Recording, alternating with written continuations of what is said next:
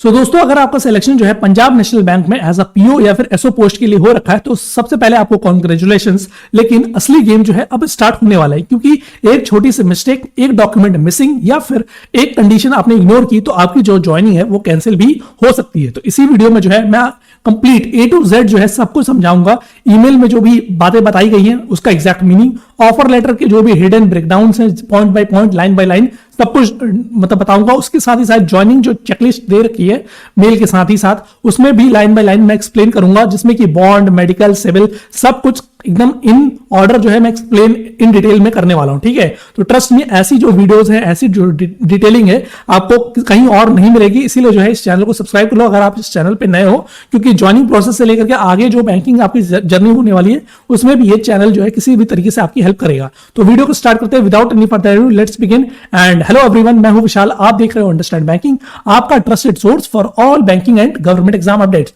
तो अगर आप बैंकिंग एग्जाम को लेकर के रियल सीरियस हो एंड टाइमली अपडेट चाहिए तो भाई चैनल को अभी सब्सक्राइब कर लो, काम आएगा। ठीक है, और टेलीग्राम ग्रुप का जो लिंक है वो भी इस वीडियो के डिस्क्रिप्शन में है, जहां मैं टाइमली जो है बैंकिंग, नॉन बैंकिंग सारे अपडेट्स शेयर करता हूं और डिस्कशन ग्रुप में आपकी जो भी क्वेरीज है उनको रिजॉल्व करने की कोशिश करता हूं। तो दोनों ही टेलीग्राम ग्रुप का जो लिंक है इस वीडियो के डिस्क्रिप्शन मिल जाएगा, ज्वाइन कर लीजिए। अब मैंने प्रीवियस वीडियो में मैंने बात की थी पंजाब नेशनल बैंक के रिगार्डिंग ऑफर ऑफ अपॉइंटमेंट के बारे में, जिसमें कि बताया गया था कि पंजाब नेशनल बैंक की जो ऑफिशियल वेबसाइट है बैंक.in, उसमें जो है मतलब कि दो नोटिस आ चुके थे, एक पीओ पोस्ट के लिए, एक एसओ पोस्ट के लिए, जिसमें कि बताया गया था कि आपको जो है कब जो है डेट ऑफ मतलब कि ज्वाइनिंग कह सकते हैं या फिर डीवी प्रोसेस कह सकते हैं, तो आपको रिपोर्ट करना है, जो कि है 6 अप्रैल 2026 और 9:30 AM मॉर्निंग में जो है आपको रिपोर्ट करना है, जो भी आपको प्रेफर्ड जो भी आपका जो लोकेशन दे रखा है। ठीक है, अब उसके बाद जो है उसमें जो है ऑफर लेटर के बारे में जिक्र था कि आपको जो ऑफर लेटर है वो जो है आपके करस्पॉन्डेंस एड्रेस पे भेजा जा चुका है ऑलरेडी, और मेल भी आपको कुछ समय के बाद मतलब कि क्या कहते हैं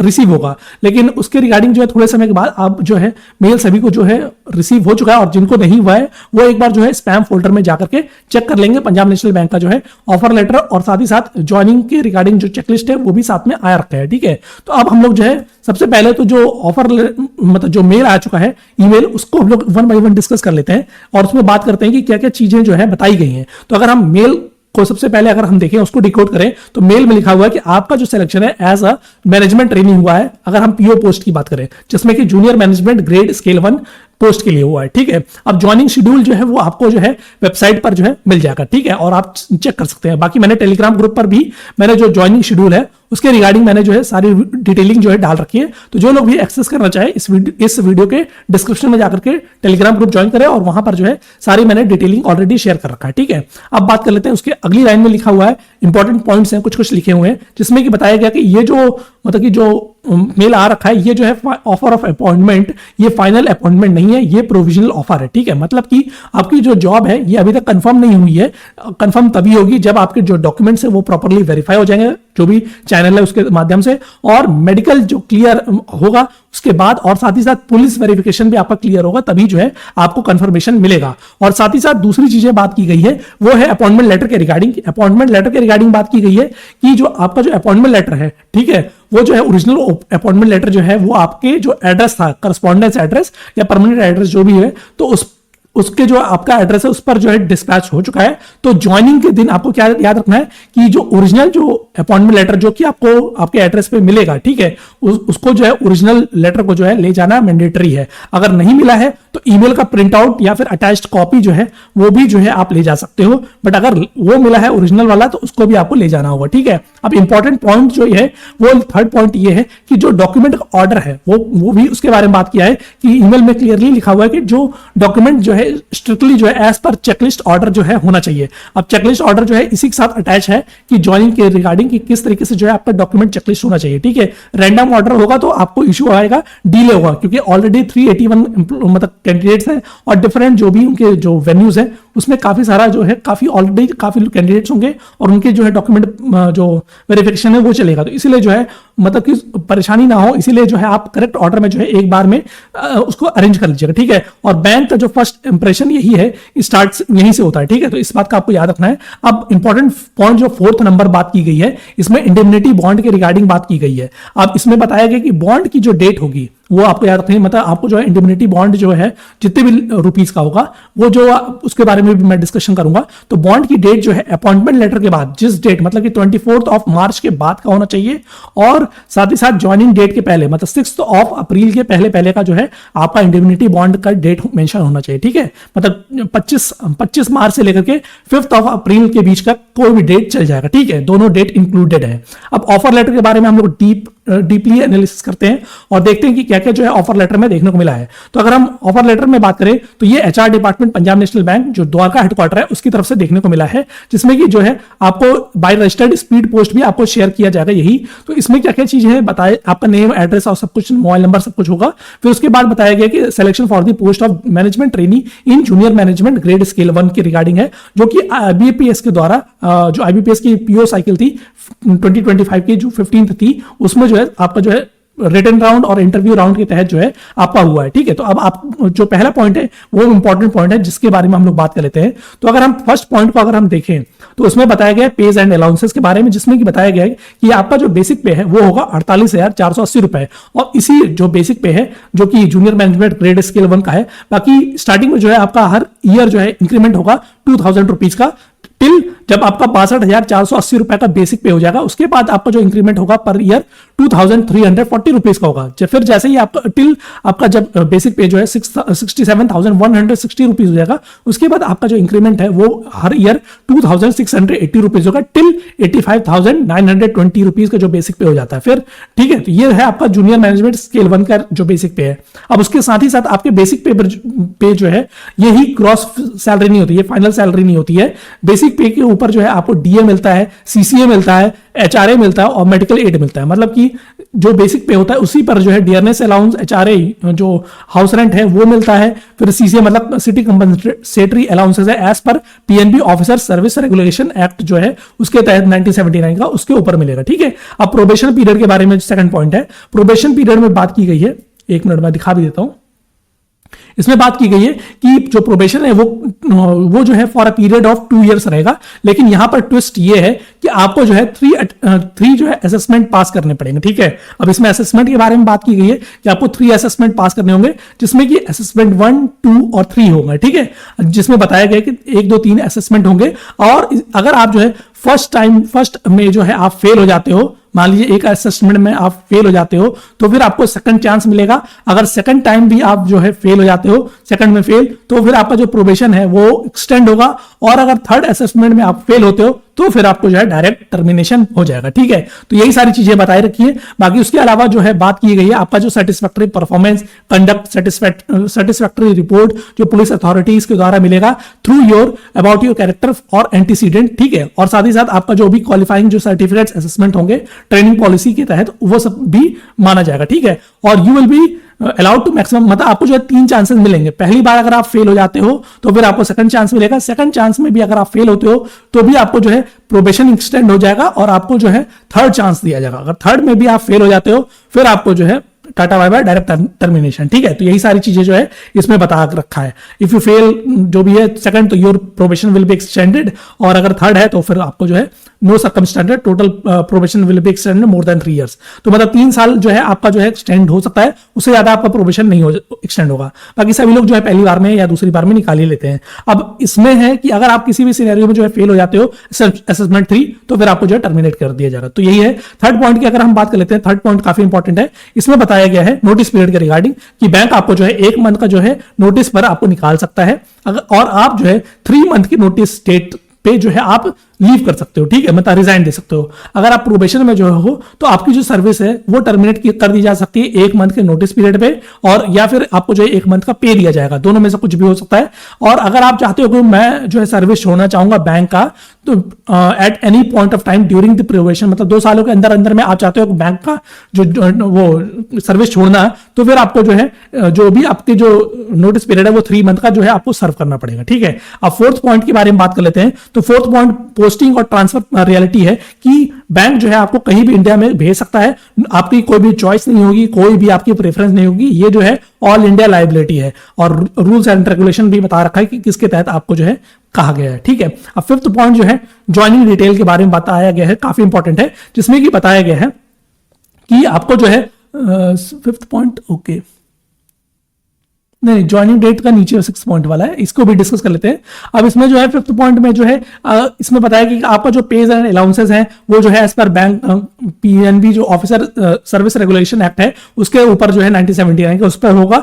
जो भी अदर फैसिलिटीज होंगी वो जो कि बैंक पीएनबी के ऊपर नहीं आती तो फिर वो जो है आपके ऊपर डायरेक्टली, मतलब वही कि अगर कुछ भी चेंजेस आते हैं आपके मतलब कि पेज एंड अलाउंसेस पे या फिर कुछ अदर फैसिलिटीज पे तो आपको जो है बैंक जो है बार बार टाइम टू टाइम डिसाइड करेगा, ठीक है। अब इसके बाद in case any excess payment is made to you by bank which may be found to have और to have been made as a result of incorrect fixation of pay or any excess payment in salary which you otherwise is not entitled to receive will be refunded by you। मतलब कि अगर आपको जो है गलती से कोई जो पेमेंट एक्स्ट्रा मिल जाती है बैंक के द्वारा तो फिर आपको रिफंड करना पड़ेगा, सीधे तौर पे यही बात की गई है, ठीक है। उसके अलावा अगर हम 6 पॉइंट की बात करें तो आपकी जो भी बैंक की जो भी ड्यूटी होगी, जो भी आपको अलॉट किया जाएगा ड्यूटीज, वो सारे को जो है आपको अच्छे से निर्वाह करना है, ठीक है। और राइट टू पोस्ट यू, मतलब कहीं भी आपको जो है पोस्ट कर दिया जाएगा, उसी के रिगार्डिंग जो है बताई गई है एज पर रिक्वायरमेंट। अब ज्वाइनिंग के रिगार्डिंग जो है 7th पॉइंट है, 5th पॉइंट नहीं 7th पॉइंट है। इसमें अगर हम बात करें तो इसमें जो बताया गया कि 7th पॉइंट में ज्वाइनिंग के रिगार्डिंग कि आपको जो रिपोर्टिंग डेट है वो है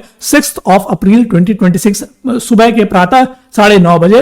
जो भी आपका जो भी मतलब कि 4 लोकेशन है, चारों में से कोई एक जगह जो है आपको बुलाया गया होगा। बाकी एसओ के लिए 2 अलग अलग लोकेशन बताए गए हैं, मार्केटिंग ऑफिसर और आईटी ऑफिसर के लिए अलग अलग लोकेशन है, जो कि लखनऊ का है और एक हरियाणा का ही है, पंचकुला का, ठीक है, या राउरकेला का, मेरे को एग्जैक्टली याद नहीं आ रहा।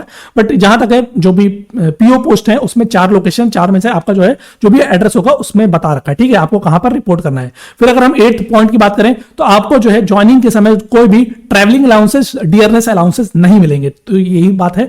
बाकी फॉर्मेलिटीज जो है 9th पॉइंट, उसके बारे में बात कर लेते हैं कि क्या क्या फॉर्मेलिटीज है।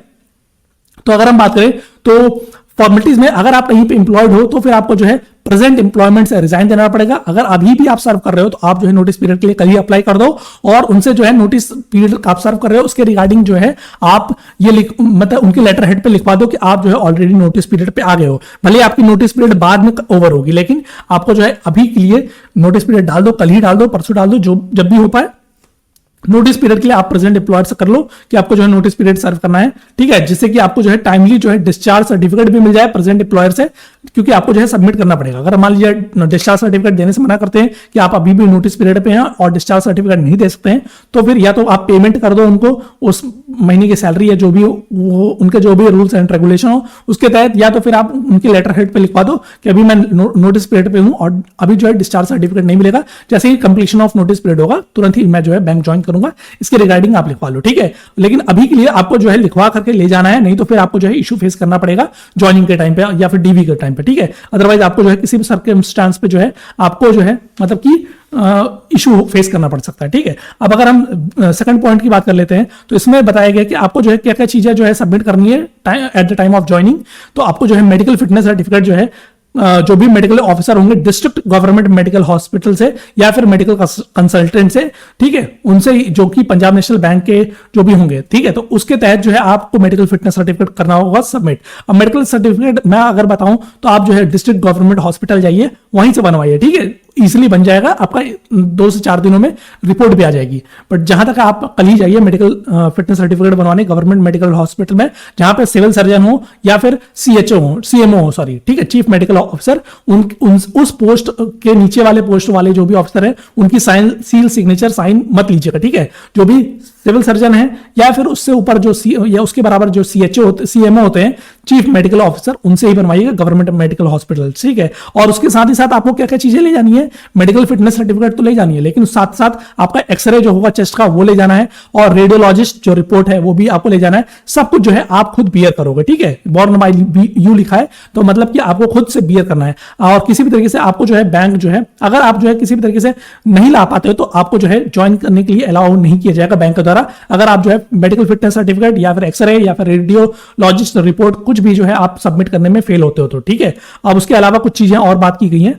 अब इसमें बताया गया 4th सी वाले पॉइंट में इसमें बताया कि आपको जो है you will be required to submit, अब ड्यूली जो है फील्ड जो है आपको न्यू पेंशन स्कीम के तहत जो है आपको स्कैन कॉपी कुछ डॉक्यूमेंट्स की लानी होंगी, जिसमें कि अगर आपकी एनपीएस जो है वो ओपन होगा तो आपको जो है फोटोग्राफ लाना है, कलर्ड फोटोग्राफ, पासपोर्ट साइज, ठीक है, पैन कार्ड ले जाना है, कैंसल्ड चेक ले जाना है और सिग्नेचर वो सब करना है। फिर एडिशनल में आपको क्या क्या ले जाना है, अगर आप ऑलरेडी कहीं एनएसडीएल में जो है ऑलरेडी अगर रजिस्टर्ड हो, ठीक है, तो याद रखना है अगर आप कहीं पे ऑलरेडी जो है वर्क करते थे और आप जो है एनएसडीएल में पहले से ही आपका जो है प्रान अकाउंट बन रखा है, तो फिर आपको जो है कॉपी ऑफ प्रान कार्ड ले जाना है और फॉर्म जो आईएसएस है, मतलब कि इंटर सेक्टर शिफ्टिंग वाला वर्जन 1.5 वो लेकर के जाना है और आईसीएसएस फॉर्म भी लेकर के जाना है, अगर आप जो है पहले से ही कहीं पे ऑलरेडी एम्प्लॉयड थे और आपका जो है पेंशन स्कीम नहीं चल रहा है, ठीक है। और ये सारे जो भी फॉर्म होंगे ये आपको जो है जो भी पीएनबी की वेबसाइट है उसके रिक्रूटमेंट पेज पे जाओगे, वहां पर जो है ज्वाइनिंग फॉर्मेलिटीज की दे रखा है, ठीक है, उसमें ही आप जो है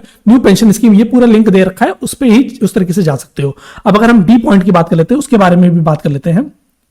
मेडिकल रिपोर्ट के बारे में तो मैंने बात करी ली, न्यू पेंशन के भी बारे में बात करी। अब जो है ये है ये जो है जो भी कास्ट सर्टिफिकेट है आपका, SC ST OBC caste certificate है या फिर ईडब्ल्यूएस कैटेगरी की सर्टिफिकेट है, तो फिर आपको जो है ये सब याद रखना है कि आपका जो प्रिस्क्राइब फॉर्मेट है परफॉर्मा है उसी तरीके से होना चाहिए। और ओबीसी सर्टिफिकेट में आपका जो है नॉन क्रीमी लेयर मेंशन होना चाहिए और उसमें याद रखना है कि आपको जो है 1 अप्रैल 2025 के बाद की डेट होनी चाहिए ओबीसी सर्टिफिकेट में। और ईडब्ल्यूएस वालों को जो है फाइनेंशियल ईयर 2025-26 के वैलिड ईयर होना चाहिए और उसमें जो डिटेल होंगी वो मेंशन होगी फाइनेंशियल ईयर 2024-25 की, ठीक है, इस बात का आपको याद रखना है ईडब्ल्यूएस वालों को।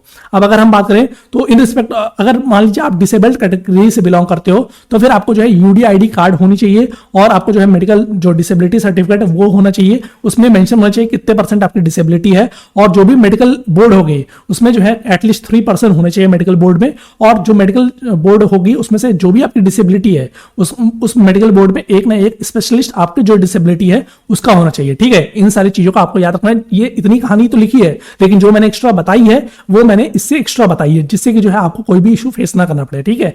अब उसके बाद बताया गया है कि आपको जो है कंप्लीट करना है और जो भी नेसेसरी फॉर्मेलिटीज है जो भी एनेक्सर में दे रखा है, ठीक है, उसके लिए आपको जो है डाउनलोड करने के लिए आपको कहां जाना होगा, तो पीएनबी की जो .bank.in जो वेबसाइट है उसमें जाकर के रिक्रूटमेंट सेक्शन में जाकर के ज्वाइनिंग फॉर्मेलिटीज फॉर ऑफिसर वाले लिंक पर जाएंगे तो आपको सारी चीजें जो है आपको सारा जो डॉक्यूमेंट्स है ऊपर वाले चीजें जो है वो मिल जाएगी, चाहे वो मेडिकल सर्टिफिकेट रिपोर्ट हो, ठीक है, वो उसका परफॉर्मा मिल जाएगा, कास्ट सर्टिफिकेट वाला मिल जाएगा और डिसेबिलिटी वालों को भी मिल जाएगा, तो सब कुछ जो है आपको मिल जाएगा वहीं पर। अब उसके बाद ये बात की गई है, क्या क्या चीजें बात की गई इसमें बताया गया है कि आपकी जो भी एलिजिबिलिटी क्राइटेरिया होगी एज पर आईबीपीएस जो सीआरपी 15 था एज पर डॉक्यूमेंट 1 अगस्त 2025 का 1 जुलाई शायद से 1 जुलाई 2025, तो उसके तहत अगर आपका सब कुछ जो है एलिजिबिलिटी क्राइटेरिया जो है वो हो जाता है तो फिर आपका जो है प्रोविजनल होगा, मतलब योर अपॉइंटमेंट इज प्रोविजनल माना जाएगा तब तक जब तक कि आप जो है सारी चीजें जो है मतलब सारे जो भी क्राइटेरिया है वो मीट कर रहे हो, ठीक है। और आपका जो है अगर कहीं आप प्रेजेंट एम्प्लॉयर हो तो मतलब एम्प्लॉय हो कहीं पे ऑलरेडी वर्किंग हो तो आपको जो है क्लीन डिस्चार्ज सर्टिफिकेट या फिर रिलीविंग ऑर्डर जो है डेफिनेटली लेकर के आना है अगर आप ऑलरेडी एम्प्लॉयड हो तो, ठीक है। उसके बाद आपको जो है सेटिस्फैक्ट्री कॉन्फिडेंशियल रिपोर्ट भी लेकर के आनी है of your work and conduct, ठीक है, ये भी आपको याद रखना है। अगर आप जो है प्रेजेंट एम्प्लॉयर हो कहीं एम्प्लॉय हो तो आपको जो है गुड कैरेक्टर सर्टिफिकेट भी गुड जो सर्टिफिकेट होता है एक तरीके से वो भी लेकर सेटिस्फैक्टरी रिपोर्ट वो भी ले जाना है। और ये जो है सेटिस्फैक्टरी रिपोर्ट है ये अलग चीज है, वो अलग चीज है, ये अलग चीज है। इसमें जो है आपका जो है टू रेफरी से जो है आपकी सेटिस्फैक्टरी रिपोर्ट लेकर के जानी है, इसके बारे में भी मैं बात कर लेता हूं, ठीक है। काफी चीजें हैं जिससे कि आपको इशू ना फेस करना पड़े, सब कुछ मैं इन डिटेल डिस्कस कर ले रहा हूं। तो अब इसमें जो है आपको टू रेफरीज से जो है कैसे बनवाना है, रेफरेंस फॉर्म होता है। रेफरेंस फॉर्म आप जो है मेरे टेलीग्राम ग्रुप पर जाओगे वहां पर सर्च करोगे, यहां पर एक मिनट दिखा देता हूं, रेफरेंस स्पेलिंग गलत, रेफरेंस फॉर्म अभी मैंने डाला नहीं है, डाल दूंगा, ठीक है। तो रेफरेंस फॉर्म में जो है आप के लिए आपको जो है यहां पर सर्च करना है एंटीसीडेंट, ठीक है। एंटीसीडेंट अगर आप सर्च करोगे, एंटीसीडेंट सही तो है यार, कैरेक्टर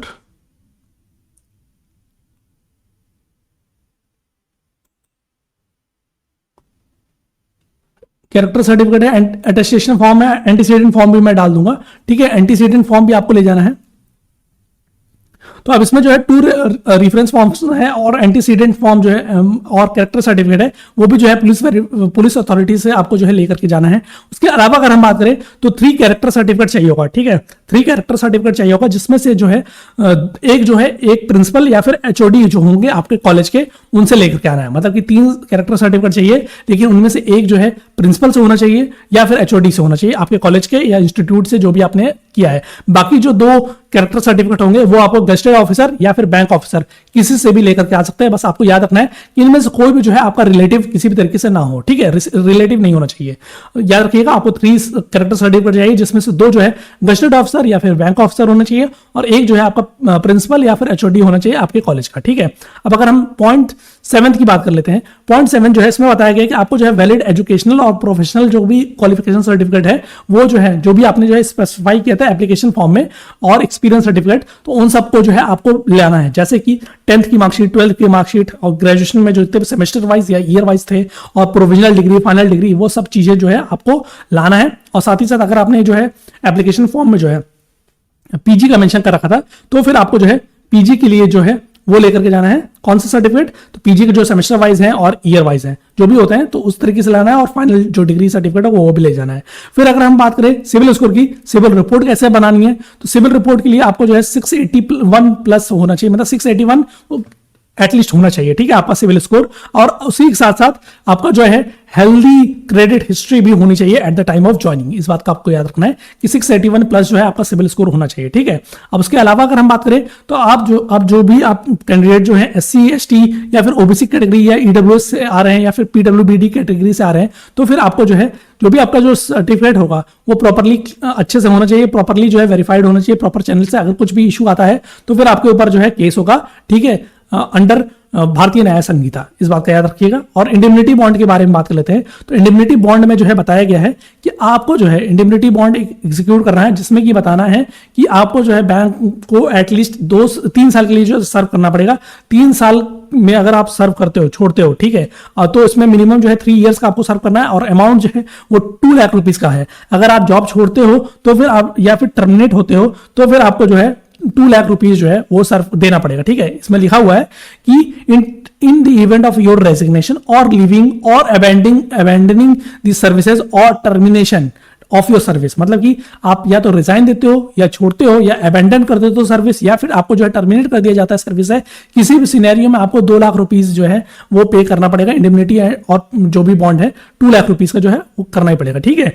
यही सब चीजें जो बताई रखी है और बताया गया कि आपको जो है बॉन्ड अमाउंट के लिए जो नॉन जुडिशियल स्टैम्प पेपर पे जो है 100 रुपए का जो है वो बनवाना पड़ेगा। और आपको कहां से मिलेगा? तो PNB की जो बैंक वेबसाइट है उसके जो रिक्रूटमेंट या ज्वाइनिंग फॉर्मेलिटीज वाली है उस पर जाकर के आप जो है ले सकते हो। इन सारी चीजों को मैं जो है सर्च करके अपने टेलीग्राम ग्रुप पर जो है डाल दूंगा, तो इस बात का आपको ध्यान रखना है, ठीक है, कि आपको जो है ये जो परफॉर्मा है सारे के सारे सब कुछ जो है आपको टेलीग्राम चैनल पे मिल जाएगा, ठीक है। तो आप जो है ज्वाइन कर लीजिएगा, लिंक आपको इस वीडियो के डिस्क्रिप्शन में। और इसमें बता रखा है कि आपको जो है इंडेमनिटी बॉन्ड जो है नॉन जुडिशियल पेपर पे एज पर स्टाम्प ड्यूटी जो भी आपके स्टेट में अप्लीकेबल है 100 रुपए 500 रुपए, लेकिन जहां तक 100 रुपए का बनता है तो 100 रुपए का बनवाइएगा, ठीक है। और आपको जो है उसी के साथ साथ आपको जो है 2 श्योरिटी, मतलब उसको साथ ही आपको जो है श्योरिटी रखना होगा। मतलब कि श्योरिटी क्या होता है वो मैं एक्सप्लेन कर देता हूं।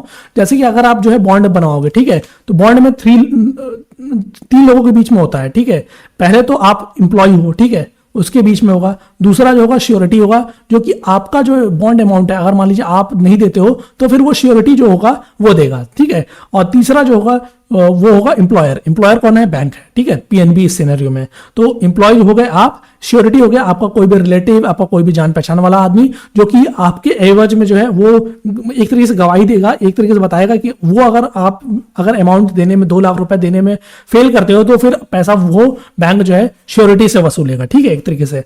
और थर्ड जो है वो PNB रहेगा। तो 3 लोगों के बीच में जो है ये इंडेमनिटी बॉन्ड होता है, ठीक है। अब इसमें जो है 2 विटनेस भी लगेंगे। अब याद रखना है कि इसमें पैन कार्ड भी लगता है, पैन कार्ड लगेगा किसका? श्योरिटी का, ठीक है। और जो विटनेस होंगे उनका केवल एड्रेस और साइन रहेगा और प्रॉपर्ली जो है नोटराइज होना चाहिए, इस बात का याद रखिएगा। अब अगर हम 11th पॉइंट की बात करें तो किसी भी एडवर्स रिपोर्ट आ जाती है आपकी किसी भी सिनेरियो में, तो फिर आपका जो टर्मिनेशन है वो कैंसिल हो जाएगा। 11 पॉइंट में यही मेंशन है। 12 पॉइंट में ये बताया गया है कि ऑफर ऑफ अपॉइंटमेंट जो है वो वैलिड है तब तक कि जब तक आप जो है सारे जो भी ओरिजिनल डॉक्यूमेंट है विद रिगार्ड टू एलिजिबिलिटी या फिर ज्वाइनिंग, आप जो है at the time of joining जो है वो लेकर के आते हो और उसको इन ऑर्डर लेकर के आते हो, तब तक ही वैलिड रहेगा। ठीक है, अब उसके अलावा अगर हम बात करें 13 पॉइंट, तो आपको जो है सेंड करना है आपका जो भी एक्सेप्टेंस है to the reporting training college या फिर centre within 7 days of the receipt of this letter on the acknowledgement form available on the bank website. मतलब कि आपको जो है एक तरीके से 7 दिनों के अंदर अंदर में जो है एक एक्सेप्टेंस जो है वो रिपोर्टिंग ट्रेनिंग सेंटर, मतलब आपको क्या करना है वो मैं बता देता हूं। आपको बैंक की वेबसाइट पर जाना है, ये सारे फॉर्म्स जो हैं मैं अभी सर्च करके आप टेलीग्राम चैनल पे डाल दूंगा, तो उस बैंक की वेबसाइट पर जाकर के जो ज्वाइनिंग फॉर्मेलिटीज वाली है उस सेक्शन में जाना है और आपको जो है ये एक्सेप्टेंस वाले जो फॉर्म है वो डाउनलोड करनी है, उसको फिर आपको जो है सेंड करना है। ठीक है, एक तरीके से सेंड करना है एक्नॉलेजमेंट फॉर्म को विद इन 7 days, मतलब आज जैसे मिल चुका है। ठीक है, please send this okay with in 7 days of the receipt of this. हाँ, मतलब कि आपको आज जैसे 24 तारीख है ना, तो 24 प्लस में 7 दिन, तो इसके अंदर अंदर में जो है आपको जो है सेंड करना है एक्नॉलेजमेंट फॉर्म को। कहां पे? आपके जो रिपोर्टिंग ट्रेनिंग कॉलेज सेंटर है ना उस एड्रेस पे। ठीक है, इस बात का याद रखना है। और इन केस ऑफ कोई भी डिस्प्यूट होता है इंग्लिश और हिंदी में, तो इंग्लिश का जो भी बताया गया वर्जन वही प्रिवेल करेगा ओवर हिंदी वर्जन। ठीक है, अब ज्वाइनिंग फॉर्मेलिटीज के बारे में बात कर लेते हैं, अब इसके बाद ओवर करते हैं। ठीक है, इसमें सारी चीजें तो मैंने इन डिटेल डिस्कस कर ही ली है। ठीक है, और याद रखिएगा ज्वाइनिंग चेकलिस्ट के बारे में बात कर लेते हैं। तो पहले जो है आपका बेसिक डॉक्यूमेंट जो होगा वो ऑफर लेटर है वो लेकर के जाना है। एक्नॉलेजमेंट फॉर्म होगा वो भी ले जाना है, जो कि आप सेंड करोगे कुरियर, वो भी लेकर जाना है। ज्वाइनिंग रिपोर्ट है उसको भी लेकर के जाना है। HRMS परफॉर्मा है वो भी आपको जो है बैंक की वेबसाइट पर ही मिलेगा। ठीक है, उसके साथ ही आपको जो है 3 फोटोग्राफ लेकर के जाना है। फिर 10th की मार्कशीट, 12th की मार्कशीट वो सारी ले जाना है। ग्रेजुएशन के सारे सेमेस्टर वाइज, ईयर वाइज जो भी हो, या प्रोविजनल डिग्री है वो भी ले जाना है। पोस्ट ग्रेजुएट अगर आपने मेंशन कर रखा है तो उसकी marksheet year wise semester wise जो भी है वो ले जानी है। फिर कास्ट सर्टिफिकेट है तो वो ले जाना है, या EWS सर्टिफिकेट है तो वो ले जाना है। ठीक है, और OBC सर्टिफिकेट है तो 1 अप्रैल 2025 जो मैंने बताया था वो ले जाना है। और उसमें बात करते हैं तो इसमें सब कुछ मेंशन होगा कि आपको क्या क्या चीजें मेंशन होंगी, वो भी लिख रखा है इसमें कि आपको जो है जो भी गवर्नमेंट ऑफ इंडिया का फॉर्मेट में होना चाहिए। याद रखिएगा, format of government of India having stamp, तो याद रखना है कि स्टेट गवर्नमेंट का नहीं होना चाहिए, गवर्नमेंट ऑफ इंडिया फॉर्मेट में होना चाहिए। ठीक है, जिसमें कि रेफरेंस नंबर, डेट सब कुछ मेंशन हो, कैंडिडेट का नाम, फादर का नाम, सबको जो है प्रॉपरली अदर डॉक्यूमेंट के साथ मैच हो, इन सबका आपको याद रखना है। और ओबीसी वालों में नॉन क्रीमी लेयर का जो है अंडरटेकिंग होना चाहिए। और डिसेबिलिटी वालों के लिए भी बात करें तो डिसेबिलिटी वालों के लिए जो है क्या कहते हैं, जो भी कंपिटेंट अथॉरिटी है जो मैंने बताया कि मेडिकल बोर्ड वाला, वो सारा सिनेरियो होना चाहिए। डिस्चार्ज सर्टिफिकेट अगर आप जो है ऑलरेडी इंप्लॉयड थे हो या थे तो आपको जो है रिलीविंग लेटर भी ले जानी है। और उसी के साथ अगर आप जो है ऑलरेडी मतलब कि ऑलरेडी प्रीवियस एम्प्लॉयर से कहीं आपने जो है छोड़ रखा है जॉब, तो फिर आपको जो है उनसे जो है परफॉर्मेंस सर्टिफिकेट भी मांग लेना है। ठीक है, उसके बाद इंडेमनिटी बॉन्ड में जो है आपका जो भी इंडेमनिटीफायर मतलब आपका साइन होना चाहिए, और श्योरिटी मतलब जो भी आप नोटराइज करवाओगे ना इंडेमनिटी बॉन्ड में, तो उसके हर पेज पे आपका साइन होना चाहिए और श्योरिटी का साइन होना मैंडेटरी है। और कोई भी कटिंग, अल्टरेशन, चेंजेस जो है वो सब नहीं होना चाहिए। ठीक है, प्रॉपरली नोटराइज होना चाहिए नोटरी के द्वारा। और जो विटनेस है, चाहे वो आपका रिलेटिव भी हो सकते हैं, तो उनका जो है वो भी इंडिपेंडेंट विटनेस होना चाहिए। ठीक है, और date of execution of bond जो है और नोटराइजेशन जो है वो सेम डे सेम टाइम पे होना चाहिए। ठीक है, और याद रखना है कि वो जो है आज जैसे 24 तारीख है तो 24 तारीख से बाद और 6 अप्रैल के पहले का होना चाहिए। ठीक है, अब उसमें जो है आपको पैन कार्ड भी ले जाना है और फोटो आईडी प्रूफ जो भी श्योरिटी का है उसका पैन कार्ड लेकर के रहना है। एड्रेस प्रूफ भी ले जानी है जिससे कि हर चीज जो है आपका मतलब कि वेरीफाइड हो जाए। ठीक है, और in case of photo ID of surety does not मतलब उसका सिग्नेचर नहीं होना चाहिए। ठीक है, सिग्नेचर जो है वो अटैच होगा गेस्टेड ऑफिसर का। अब मेडिकल रिपोर्ट के बारे में तो मैंने ऑलरेडी बात कर लिया है। Government medical hospital, civil surgeon या फिर CMO चीफ मेडिकल ऑफिसर, उस रैंक के ऑफिसर से ही आपको सील सिग्नेचर साइन करवाना है। अब एक्सरे फिल्म और रेडियोलॉजिस्ट रिपोर्ट वो भी ले जानी है। अटेस्टेशन फॉर्म जो है वो आपको जो है मैं टेलीग्राम ग्रुप पर डाल दूंगा, सारे उसके भी 4 कॉपीज होने चाहिए। और उसको जो है अटेस्ट से करवाना है तो गेस्टेड ऑफिसर से करवाना है। याद रखिए, group A, group B, MLA, MP उन सबसे करवा सकते हैं, लेकिन ग्रुप A, ग्रुप B से ही करवाइएगा। ठीक है, जिससे कि इजिली हो जाए। ठीक है। अब बायोडाटा फॉर्म में है, ये भी मैं टेलीग्राम ग्रुप पर डाल दूंगा, तो वो भी है, वो भी आपको जो है बैंक की वेबसाइट पे मिल जाएगा।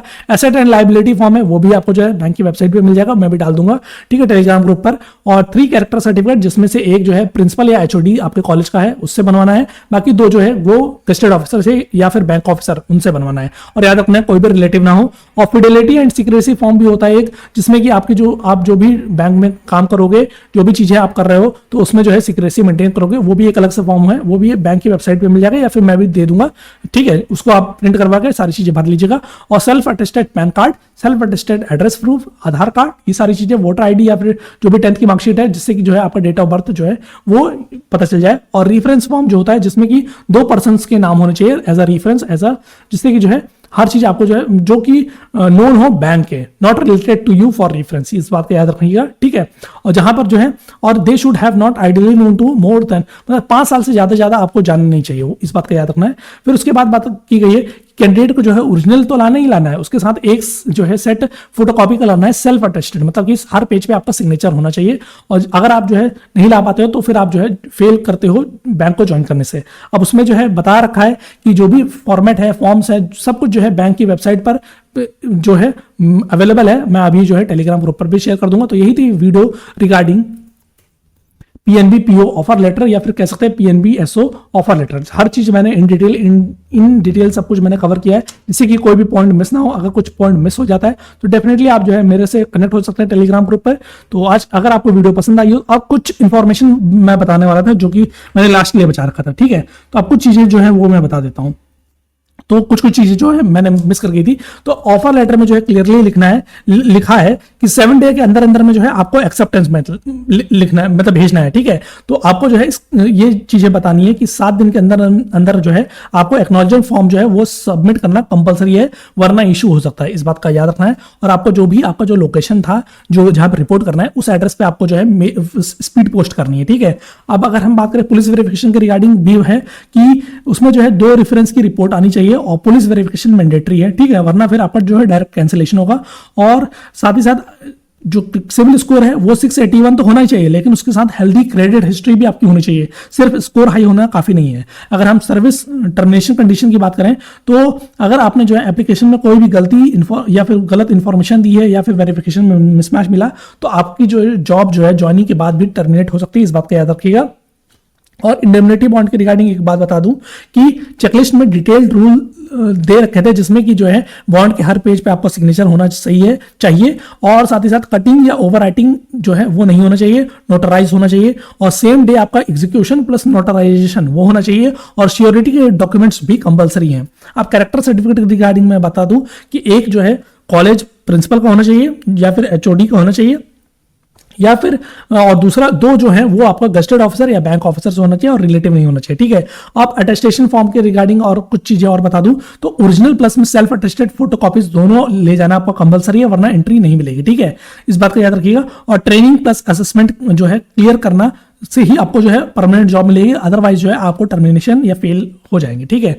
और करंट जॉब वालों के लिए भाई यही है कि जो है अगर आप जो है मतलब कि और क्या कहते हैं पुराने जो भी आपके जॉब थे उससे जो है आप जो है गुड कैरेक्टर सर्टिफिकेट ले लीजिएगा, गुड जो भी सर्टिफिकेट आता है वो उनसे मांग लीजिएगा, जिससे कि जो है आपको कोई भी इशू फेस ना करना पड़े। तो यही थी वीडियो पीएनबी पीओ या फिर एसओ ऑफर लेटर, जिसमें जो है मैंने सारी इन्फॉर्मेशन क्रिस्टल क्लियर तरीके से हर चीज मैंने एक्सप्लेन कर दी जो मेरे हिसाब से, मेरे अंडरस्टैंडिंग के हिसाब से था। अगर फिर भी कोई डाउट आपके मन में रहता है तो इस वीडियो के डिस्क्रिप्शन में या कमेंट सेक्शन में आप जो है डेफिनेटली कमेंट कर दीजिएगा, जिसका रिप्लाई मैं टाइमली दे दूंगा। आज के लिए इतना ही, मिलते हैं नेक्स्ट वीडियो के साथ। Till then signing off understanding banking. Thank you and have a nice day and all the very best for your joining process. Thank you.